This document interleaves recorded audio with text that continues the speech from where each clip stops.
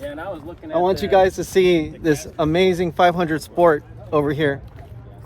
It's giallo. Gotta be careful of head gasket. Yeah, and I was And this thing is absolutely gorgeous. I don't think it's a good one. Not only does it have the bar style stripe on the side, but then it has a stripe on the front that says 500. I mean, I absolutely love this car. It's giallo moderna. It's actually the LaFerrari pearl yellow. I mean, just look how beautiful this thing is. And it's got the stripe on the back.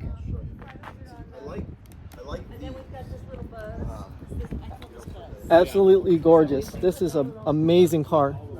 So it works. Not too much, just enough. That's great. There was a lady. Got the black projectors. I mean, this is how a Sport should look.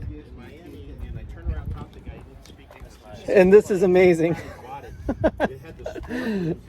She's actually got the bees on the side from a Charger or a Challenger. That's so amazing.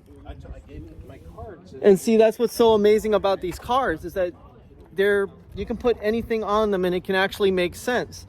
I mean, she's doing the whole, buzzing bee, and bees are really small insects, and these are really small cars, so it makes perfect sense with the way she just did this. And I mean, like I said, with Black Cherry over here, with Emily's car, her dad's car, I mean, this vintage 124 Spider. I mean, just absolutely stunning cars. I mean, I've always loved these tan interiors on the inside. And then he has a brown dash for the topper, the brown trim. I mean, everything that's completely Italian. Nice little gold pinstripe. Just enough, not overzealous about it, just enough to trim out the car and make it look absolutely stunning. I mean, the wing mirrors, I mean, definitely Italian. I mean, that's what it's all about. It's the style. The cars don't have to be fast. I mean, there's no doubt that there are some really fast cars out here. I mean, Eric's car, Dino's car, which is as pretty much as clapped out as Mustafali's is. And I mean, Dino did all the work himself. He constructed that car from the ground up. So, I mean, just the fact that he's put this car together, and I mean, he's got all his ducting work. He did all his ducting work. He's done all his intercooler work. Everything that he's done to pretty much put this whole car together. The racing seats, the door cards, the rear wing.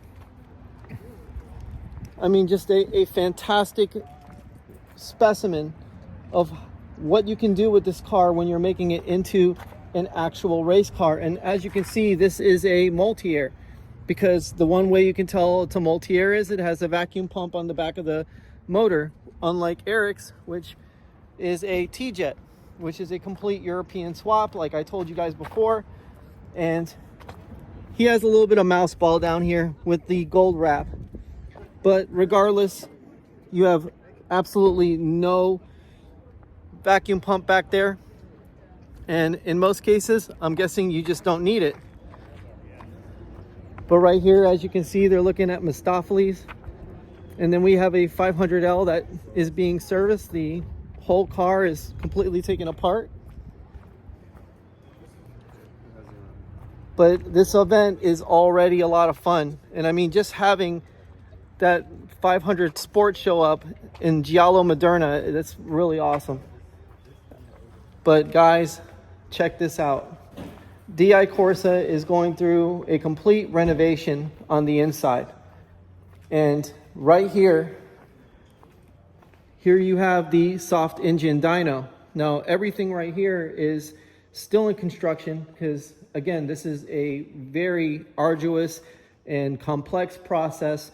It's a all-wheel drive dyno. So you're not just going to see, Fiats, Lancias, Ferraris, Lamborghinis, your typical Italian cars here. You're going to see quite a few other cars besides that. You're going to see some American muscle. You're going to see some tuner cars. The whole idea is for Dicorse to expand their customer base across the board for all kinds of cars, not just Italian cars. but obviously they're going to keep it close to the heart and keep it Italian. Now, right here, we have a T-Jet that is completely bare to the world. And as you can see, this is the cylinder head at the top. And again, no vacuum pump. And this is a T-Jet engine. Now, everything from the bottom down, like I said before in the previous video, is completely Chrysler Fiat 1.4 liter. And as you can see, this is how tiny our engines are. But one thing I want to point out is, unlike Hondas, which have floating bores, these are Siamese bores. So these bores are twins across the board and have the cooling and everything completely machined out. But what you never have with these engines is you'll never have the bores shift. They're always going to be nice and structurally sound because there's plenty of meat on the block. Unlike the Hondas, which have floating bores, and they actually need to have what they call a block gap put in, which fills in the block, they machine it, and then they solid it out. So Hondas, under high amounts of boost, they actually have these bores shift and they actually break and crack. Whereas this engine, despite its size, is highly durable, takes a lot of punishment, and is absolutely stunning how amazing this little 1.4 liter engine is. But as you can see, just very, very small ports. Now, obviously, you could take a Dremel, you could come in here and you could actually smooth all of this stuff out on the inside to make the passageways that much better for the air to come in and the air to come out. And you could actually match port these ports and make them just a little bit larger so they match the gasket. So there's a lot of tuning potential for this engine. And as you can see, the turbo is pretty small on a factory T-Jet. But regardless, because it is a twin cam setup, because it is that, well, it allows for you to have more power potential on the board.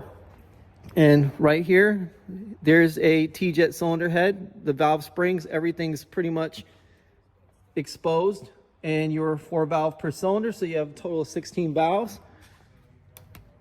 And I mean, this is just everything. Look at how tiny the connecting rods are, but they are very strong. I mean, as you can see, nice solid beam, you know, incredibly nice fasteners. You got your pistons right here. This is what you call a concave or dished piston.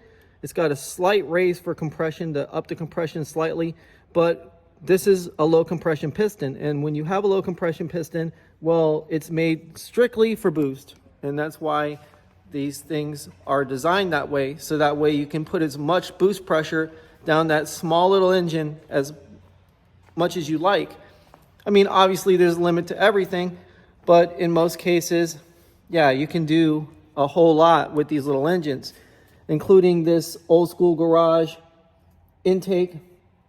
I mean, it's pretty expensive. It's around $1,200, but that intake is completely match ported. It's got the rubber seals. I mean, it's a fantastic looking intake. And I mean, Robert's got everything from bags to mugs to gloves, shoes, turbochargers, the actual valve covers, you know, anything you could possibly need for your Fiat 500 is here. I mean, it's awesome. Just look at everything here. He's got a great selection.